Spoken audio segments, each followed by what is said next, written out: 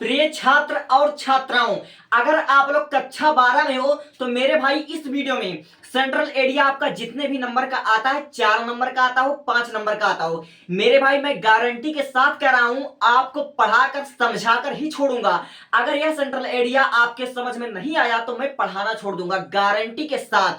आपने बहुत भुलाया भटका, आपको समझ में नहीं आया, लेकिन इस वीडियो में आपको गारंटी के साथ समझ में आएगा। मैं एक एक वर्ड का मीनिंग के साथ आपको समझाऊंगा, ठीक है। आज इस वीडियो में जो कि मोस्ट इंपॉर्टेंट सेंट्रल एरिया है, माई मदर एट 60 एज, इसको 2026 में हर साल या बोर्ड एग्जाम में बहुत ही इंपॉर्टेंट होता है और सातों सेटों में आते हैं कि गारंटी मैं लेता हूं, ठीक है। तो बिना देर के हुए इसको मैं शुरू करता हूं। देखिए, मैं आपको इस वीडियो में सेंट्रल आइडिया लिखने का तरीका भी समझा दूंगा, ठीक है। तो मैं आता हूं डायरेक्ट सेंट्रल आइडिया पर। तो देखिए, सेंट्रल आइडिया क्या होता है। सेंट्रल आइडिया, सेंट्रल का मतलब होता है मुख्य या फिर प्रमुख, और आइडिया का मतलब होता है विचार, यानी कि किसी कविता के मुख्य विचार को, ठीक है। अगर आप लोग कोई कविता पढ़ते हो तो उस कविता से आपको क्या सीख मिली, यही होता है आपका सेंट्रल आइडिया, ठीक है। सेंट्रल आइडिया का मतलब होता है मुख्य विचार, ठीक है। इस सेंट्रल आइडिया में आपको क्या सीख मिली, यह सेंट्रल आइडिया किस विषय पर आधारित है, यही सब आपको लिखना होता है। तो मैं आपको एक एक वर्ड का मीनिंग से समझाता हूं।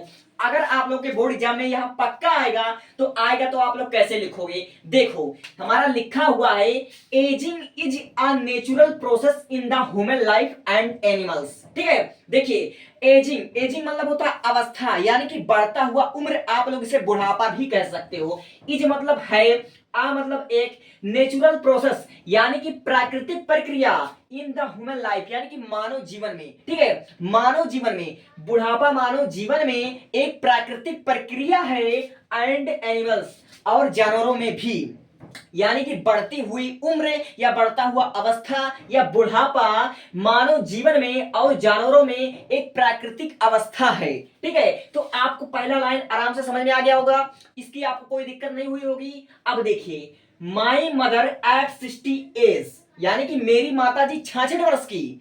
माई मदर माने मेरी माता जी एट 66, यानी कि मेरी माता जी 66 वर्ष की। इज मतलब है, बेस्ड मतलब होता आधारित, ऑन द थीम, थीम मतलब होता विषय, यानी कि मेरी माता जी 66 वर्ष का इस विषय पर आधारित है कि, अब देखिए, of advancing as, advancing as मतलब होता बढ़ती हुई उम्र या फिर हद से ज्यादा उम्र, यानी कि उसकी जो कवित्री की जो माता जी थी वह आपकी एडवांस एज हो चुकी थी ना, बहुत ज्यादा बूढ़ी हो चुकी थी। तो यही आपको इस वीडियो में बताया गया है, ठीक है। इस कविता में आपको बताया गया है। तो माई मदर एट 66, मेरी माता जी 66 वर्ष की, इज बेस्ड मीन्स आधारित है, ऑन द थीम मतलब इस विषय पर, मेरी माता जी 66 वर्ष की इस विषय पर आधारित है कि, ऑफ एडवांसिंग एज यानी कि बढ़ती हुई उम्र पर, एंड मीन्स और, द फियर ऑफ लूज यानी कि खोने के डर पर, यानी कि माई मदर 60 एज, मेरी माता जी 66 वर्ष है, यह इस विषय पर आधारित है कि हद से ज्यादा उम्र यानी कि बढ़ती हुई उम्र पर, और and the fear of loss यानी कि खोने का डर, अपनों को खोने का डर पर आधारित है। एंड सिपरेशन मतलब होता अलगाव, ठीक है। सिपरेशन मतलब होता अलगाव, एसोसिएट मतलब होता जुड़ा होना, विथ मिस विथ इट मतलब होता इससे भी, यानी कि माई मदर एट 60 एज, मेरी माता जी 66 वर्ष इस विषय पर आधारित है कि बढ़ती हुई उम्र, अपनों को खोने का डर और अलगाव और इसी के साथ जुड़े हुए अनेक विषय पर आधारित है, ठीक है। अब देखिए, द पोएटेस मिस कवित्री, अंडरगोज, अंडरगोज मतलब होता है जूझती हैं या फिर सामना करती हैं, ठीक है।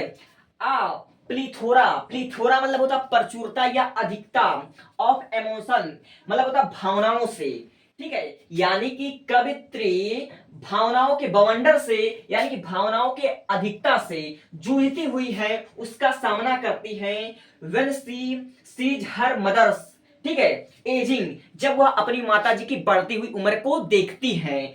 आप लोगों ने कहानी को अगर पढ़ा होगा, इस पोयम को, तो आपको इस मतलब कहानी में आपको यही दिखाया होगा कि इनकी माता जी जो पोएट्रेस जो कमला दास हैं, इनकी माता जी की बढ़ती हुई उम्र देखकर वो एक जो कवित्री हैं वह बहुत दुखी होती हैं, उन्हें खोने के डर से बहुत दुखी होती हैं। और उन्हें जब वह देखती है, जब उनके चेहरे को वह देखती है, वह स्माइल, तो उनको समझ लीजिए कि उनके अंदर भावनाओं का एकदम से बवंडर उमड़ उठता है। वह एक बार तरफ अपनी माँ को खोने के डर से जूझती है, ठीक है। तो यही आपको इस वीडियो में मैं बता रहा हूं। तो when she sees her mother, जब वह अपनी माता जी को देखती है एजिंग, मतलब जब वह अपनी माता जी की बढ़ती हुई उम्र को देखती है या अवस्था को देखती है, एंड मिस और फील्स मिस मतलब महसूस करती है द पेंग, पेंग मतलब होता है दर्द, पेन मतलब भी दर्द होता है और पेंग मतलब भी दर्द होता है, ठीक है। एंड फील और महसूस करती हैं द पेंग ऑफ एक्सप्रेशन, यानी कि वह अपने एक्सप्रेशन मतलब होता है अलगाव, वह महसूस करती हैं द पेन ऑफ एक्सप्रेशन, अलगाव के दर्द को महसूस करती हैं।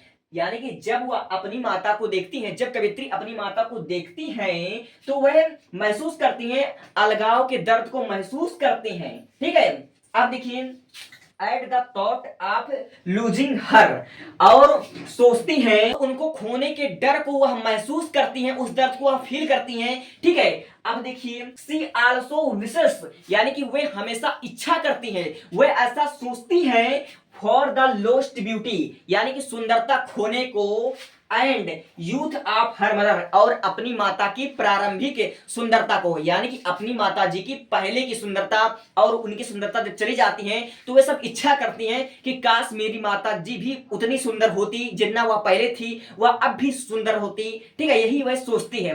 तो आपका इस वीडियो में इस सेंट्रल आइडिया में यह बताया गया है कि एक कवित्री है जिनका नाम है कमला दास, ठीक है। वे अपनी मां को खोने के डर से भयभीत हैं, उनके अंदर ऐसे ऐसे थॉट्स आ रहे हैं जिससे वे बहुत दुखी हो रही हैं, यानी कि वे अपने अंदर, ठीक है, भावनाओं से उमड़ रही हैं, अपनों को खोने का डर, अलगाव के दर्द को महसूस करके वह और दुखी हो रही हैं, ठीक है। इस पोयम को मैं एक बार और समझा देता हूं, उसके बाद आप लोग इसका जब वर्ड वर्ड जान जाओगे तो आप लोग अच्छे से लिख दोगे।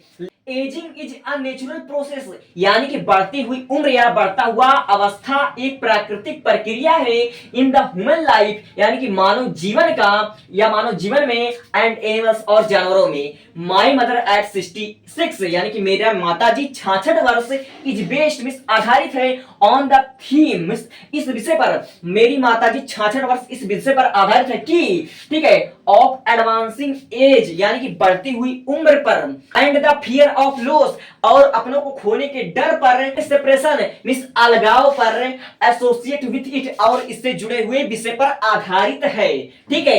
द पोएटेस अंडर ग्रोस, मतलब यानी कि जो कवित्री हैं वह सामना करने में अंदर ही अंदर जूझ रही हैं, अ प्लीथोरा ऑफ इमोशन, यानी कि भावनाओं के बवंडर से वह जूझ रही है, भावनाओं के बवंडर को वह झेल रही है, उसका सामना कर रही है, ठीक है। When she sees her mother ageing, जब वह अपनी माता की बढ़ती हुई उम्र को देखती है, एंड फील, यानी कि वह अलगाव के दर्द को महसूस करती हैं, एट द थॉट्स, और इस विषय पर सोचती हैं, ऑफ लूजिंग हर, और जब वह उनके खोने के डर से वह सोचती हैं कि हम अपनी माता जी को खो देंगे तो वह बहुत दुखी होती हैं, ठीक है। सी आल्सो विशेष, यानी कि वे हमेशा इच्छा करती हैं, वे हमेशा ऐसा सोचती हैं for the lost of beauty and youth of her mother, कि वह हमेशा सोचती हैं कि जब उनकी माता जी पहले जैसा खूबसूरत थी, ठीक है, और जब उनकी खूबसूरती चली गई है, यानी कि इन दोनों हालातों का वो सोचती है, ऐसा वर्णन करती है, ऐसा मेमोराइज करती हैं, ठीक है, कभी कभी हम ऐसा सोचते हैं। तो आज इस वीडियो में उम्मीद करता हूं आपको बहुत ही अच्छे तरीके से समझ में आया होगा, ठीक है। और सेंट्रल आइडिया में सिर्फ 3 चीज आपको पकड़ना है। सबसे पहली बात कि जो हमारा सेंट्रल आइडिया, जो हमारा मुख्य विचार है, ठीक है, इस कविता के जो हमारे पोएट है, यानी कि जो हमारे कवि या कवित्री है, ये कौन है, इसके बारे में आप लोग लिख सकते हैं। जैसे अगर हम इस वीडियो में, अगर हम इसमें जो कि हमारा वर्ड लिमिट का पालन एकदम से अच्छे से हो रहा है, अगर हम इसमें एक लाइन और जोड़ दें तो भी हमारा सही हो जाएगा। अगर हम जोड़ना चाहें तो क्या जोड़ेंगे, इसमें हम जोड़ देंगे the beautiful poem is composed by Kamala Das. अगर एक लाइन या जोड़ दें तो और अच्छा हो जाएगा, इससे हमारा नंबर इंक्रीज हो जाएगा। लेकिन अगर आप लोग बोर्ड एग्जाम में इतना ही लिखकर आते हो तो बोर्ड एग्जामिनर कोई भी निरीक्षक हो आपका एक भी नंबर नहीं काट पाएगा, और गारंटी के साथ आपका 100 में 100 देगा। जितने मार्क्स का सेंट्रल आइडिया होता देगा गारंटी के साथ। Thank you, thanks for watching.